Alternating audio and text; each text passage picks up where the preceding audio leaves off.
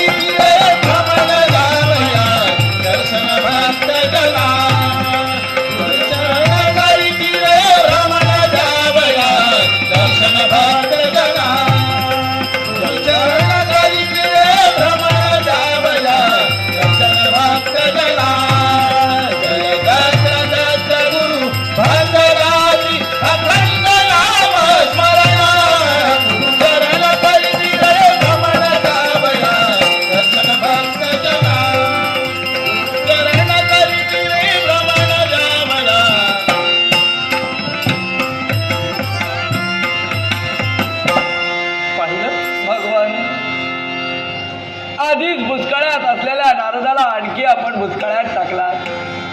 दिव्य दृष्टी दिलात, चित्रपट मला दाखविण्यासाठी तयार झालात, पण भगवंत त्या चित्रपटाचा भावार्थ मला नाही समजला. नारदा, या चित्रपटाचा भावार्थ केवळ एकच आहे. असा कोणता? हा व्याघ्रावर रूढ होऊन जो बालक आपण पाहिला, हा बालक कर्दळी वनाच्या ठिकाणी जाईल. काय? आणि त्या कर्दळी वनात तपश्चर्या करेल.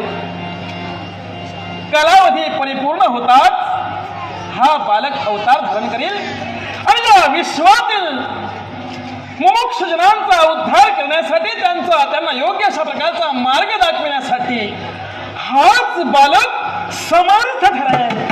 समर्थ ठरेल म्हणजे या जगाला अगदी जगाच्या पाठीवरून मायेचा हात फिरवण्यासाठी हा बालक समर्थ ठरणार आहे. निश्चितच. मग भगवान झालं म्हणाचं समाधान. आपल्या पुढील अवताराची मला कल्पना आलेली. भगवान आपली लीला वर्णावी